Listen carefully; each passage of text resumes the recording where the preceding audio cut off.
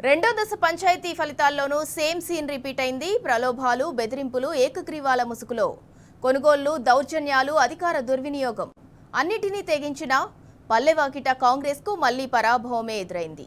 గ్యారంటీల దోకాతో రగులుతున్న జనం అధికార పార్టీకి చుక్కలు చూపించారు. రెండో దశలో 7 జిల్లాల్లో కాంగ్రెస్ను వెనక్కి నెట్టిన బీఆర్ఎస్ పల్లెలపై తన పట్టును మరోసారి నిరూపించుకుంది. మరో 17 జిల్లాల్లో హోరాహోరీగా తలపడుతూ అధికార పార్టీని కట్టడి చేసింది.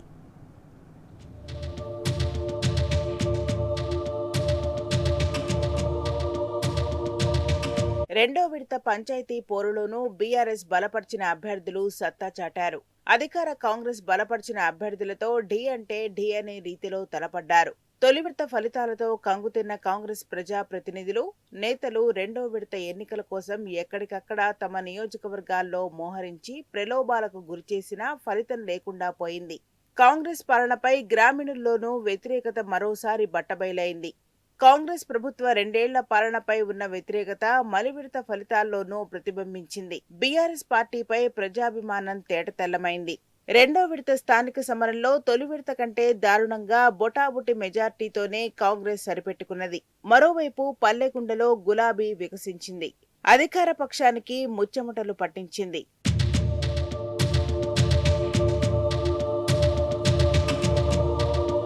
రెండో విడత పంచాయతీ 31 జిల్లాలు, 193 మండలాల్లోని 4333 గ్రామాల్లో ఎన్నికలకు అధికారులు నోటిఫికేషన్ ఇచ్చారు.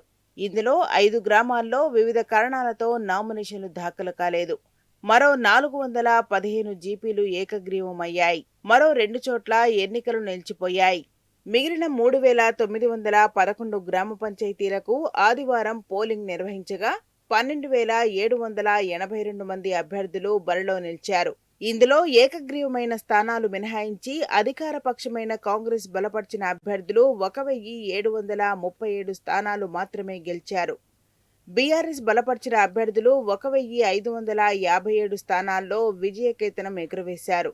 ఇతరులు దాదాపు 382 స్థానాల్లో గెలుపొందగా అందులోనూ 95% పైగా అభ్యర్థులు గులాబీ నేతలే కావడం గమనార్హం. వెరసి అధికార, ప్రతిపక్ష పార్టీల మధ్య సంఖ్యాబలం అత్యంత స్వల్పంగానే ఉన్నది.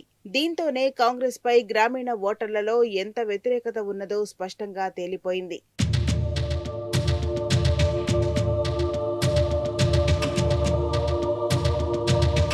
మాజీ మంత్రి హరీష్ రావు ప్రాతినిధ్యం వహిస్తున్న సిద్దిపేట నియోజకవర్గంలో బీఆర్ఎస్ పార్టీ పూర్తి ఆధిక్యం చాటింది.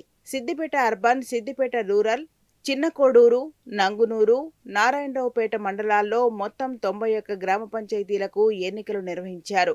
అందులో బీఆర్ఎస్ 78 స్థానాలు కైవసం చేసుకున్నది. హరీష్ రావుకు ఎవరూ పోటీ లేదని మరోసారి నిరూపితమైంది.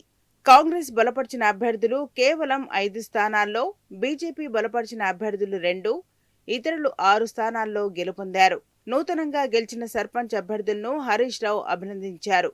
బీఆర్ఎస్ వర్కింగ్ ప్రెసిడెంట్, మాజీ మంత్రి కేటీఆర్ ప్రాతినిధ్యం వహిస్తున్న సిరిసిల్ల నియోజకవర్గంలోనూ బీఆర్ఎస్ ఆధిక్యం ప్రదర్శించింది. రెండో విడత నియోజకవర్గంలో తంగళ్లపల్లి మండలంలో 30 స్థానాలకు గాను 20 స్థానాల్లో గెలిచి గులాబీ ప్రభంజనం సృష్టించింది. రాజన్న సిరిసిల్ల జిల్లాలో మొత్తంగా 88 స్థానాలకు పోలింగ్ జరగగా బీఆర్ఎస్ బలపర్చిన అభ్యర్థులు 38, కాంగ్రెస్ బలపర్చిన అభ్యర్థులు 36 స్థానాల్లో గెలిచారు. బీఆర్ఎస్ ప్రతిపక్షంలో ఉన్న ఆధిక్యం చాటుకున్నది. కేంద్ర మంత్రి బండి సంజయ్ ఈ ప్రాంతం నుంచే ప్రాతినిధ్యం వహిస్తున్నా బీజేపీ కనీసం పోటీ ఇవ్వలేకపోయింది. బీజేపీ బలపర్చిన అభ్యర్థిని గెలిపిస్తే అధిక నిధులిస్తామని బండి చేసిన ప్రకటనను పల్లెవాసులు పట్టించుకోలేదు.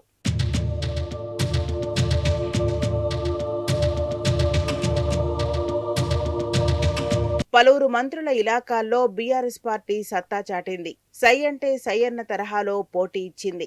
మంత్రి పొంగులేటి శ్రీనివాసరెడ్డి ఇలాకా ఖమ్మం జిల్లాలో అతిపెద్ద 3 మేజర్ గ్రామ పంచాయతీలు నేలకొండపల్లి, చెరువుమాదారం, రాజేశ్వరపురం గ్రామాలను బీఆర్ఎస్ బలపర్చిన అభ్యర్థులకే కైవసం చేసుకున్నారు.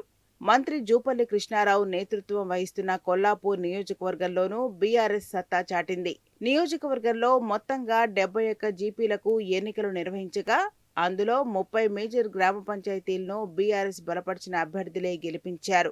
సింగోటం, ఎడ్మపల్లె, పెద్దకొత్తపల్లి, కల్వకోలు, రాజావూల్లో గులాబీ జయకేతనం ఎగురవేసింది. పెంట్లపల్లి జీపీలో 6,000 ఓట్లు ఉండగా బీఆర్ఎస్ బలపరిచిన అభ్యర్థికి 1,572 ఓట్ల మెజార్టీ లభించడం విశేషం. కల్వకుర్తి, చేవెళ్ల నియోజకవర్గంలోనూ బీఆర్ఎస్ అభ్యర్థులు సత్తా చాటారు.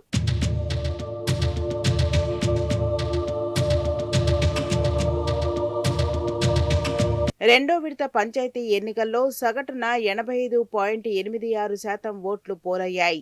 పురుషులు 88.71%, మహిళలు 88%, ఇతరులు 41.96% మంది తమ ఓటు హక్కు వినియోగించుకున్నారు. మొత్తం 31 జిల్లాల్లో ఎన్నికలు నిర్వహించగా 27 జిల్లాల్లో 80%కి పైగా, 2 జిల్లాల్లో 90%కి పైగా, మరో 2 జిల్లాల్లో 75%కి పైగా ఓట్లు పోలయ్యాయి. తొలి విడతతో పోలిస్తే రెండో విడతలో పోలింగ్ స్వల్పంగా పెరిగింది. సాధారణంగా పంచాయతీ ఫలితాల్లో అధికార పక్షం 2/3 దక్కించుకుంటుంది. కానీ కాంగ్రెస్ పాలనపై గ్రామాల్లో పెరిగిన వ్యతిరేకత కారణంగా 50% పంచాయతీలను సాధించలేక కాంగ్రెస్ చతికిలాపడ్డది. దీంతో దిక్కుతోచని స్థితిలో పడిన కాంగ్రెస్ క్షేత్రస్థాయి వాస్తవాలను దాచలేక ఆపసోపాలు పడ్డది. పల్లెల్లో ఎవరు గెలిచినా అంకెల్ని తమ ఖాతాలో వేసుకునేందుకు ప్రయత్నించింది. బీఆర్ఎస్ సంఖ్యను తగ్గించి చూపేలా వందిమాగద మీడియాతో విఫలయత్నం చేసింది. అరచేతిని అడ్డుపెడితే గులాబీ సునామీ ఆగుతదా?